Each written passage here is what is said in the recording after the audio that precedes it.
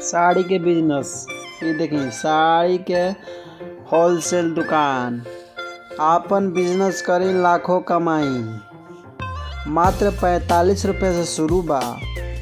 आई बढ़िया first class माल ले जाई, आपन बिजनेस करी गांव शहर कहीं भी।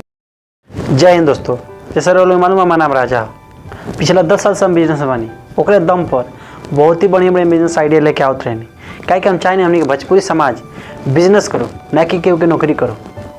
तो आज के बिजनेस आइडिया ये बा कि 50 रुपया 45 रुपया, मात्र 45 रुपये से स्टार्टिंग बा साड़ी के बिजनेस। बहुत ही जेन्युइन बिजनेस बा, सालों साल चले वाला बा। क्या कि वो लोग मालूम बा लेडीज़ लोग एक बेरा भले बिना खैले रह जाए साड़ी चाहिए। तो इसे आज के बिजनेस आइडिया बा 45 रुपये से स्टार्टिंग में साड़ी। लोग वो साड़ी खरीदी ओके 100 रुपये में, 150 में, 200 में बेची। स्टार्टिंग 45 रुपये से बा। बहुत ही जेन्युइन काम बा, बहुत ही अच्छा काम बा। आपन बिजनेस करी लाखों कमाई। रोवा बढ़िया से अगर बिजनेस करता नहीं तो लाखों कमाए। हाँ, रोवा लोग से एगो विनती बा कि जे भी के वीडियो के देख रहा बा, मतलब ये वीडियो के देख के 45 रुपये के रेट सुन के ऐसे ये चैनल पर कौन सा झूठ ना बताओ जाला, सब सच बा। रोवा के कॉन्टैक्ट नंबर दियाई, रोवा फ़ोन करी, हर चीज़ रोवा पता कर ली पहले, ओकरा बाद जाए। ना कि हमारा बात पर रोवा एक्साइटेड हो गई नहीं, मतलब उकता गई नहीं बात पर हमरा आज जाके लगनी, मतलब गलत काम ऐसा मत करें। रोवा पहले फ़ोन पर बात करी, पहले पूरा प्रॉपर पता करी कि दुकान होलसेल दुकान कहाँ बा, कौना जगह बा। अब पहले जाके पहले मिल के पहले पूरा बायोडाटा देखी, पूरा साड़ी देखी। 45 रुपये कौन बा, अच्छा कैसे बा, ब्लाउज के साथ में बा, विद ब्लाउज के साथ में 45 रुपये से स्टार्टिंग में साड़ी।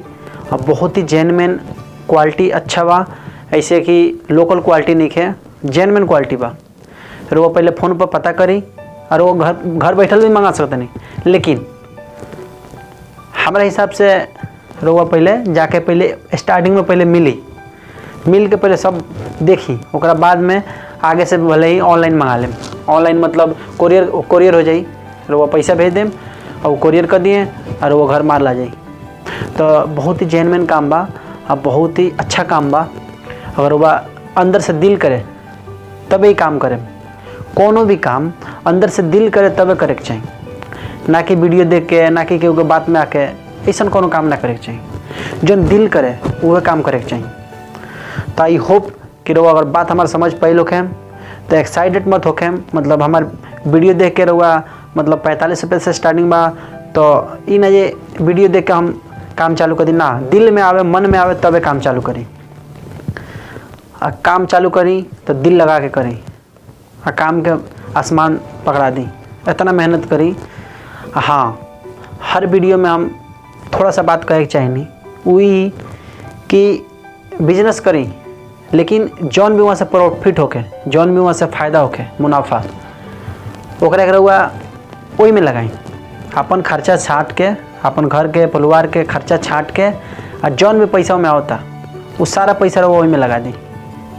ना कि रहुआ खेत खरीदी, ना कि रहुआ मोटरसाइकिल खरीदी, बुलेट खरीदी, ना कि रहुआ 4 चक्का लेवे लगनी। ऐसा कोनो काम गलत मत करें।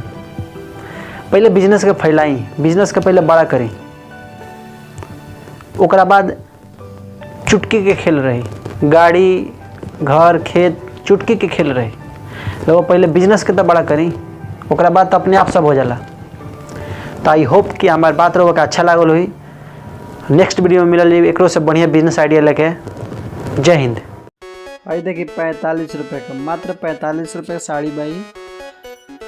आए में ब्लाउज भी बा, ब्लाउज मिक्स बा, देख सकता नहीं। बहुत ही बढ़िया कलर बा, में 100 गो कलर मिल जाए। ये देखिए 50 रुपया, मात्र 50 रुपये मिली। और वह में 100, 200, 300 जितना कलर चाहिए उतना मिली। ये देखिए 55 रुपया, मात्र 55 रुपये में साड़ी बाई।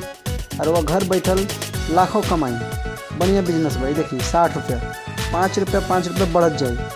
आई फर्स्ट क्लास ले जाए, सोची में और फ़ोन लगाई, ये नंबर पर फ़ोन लगाई, हर चीज़ की जानकारी लें बड़ा आराम से।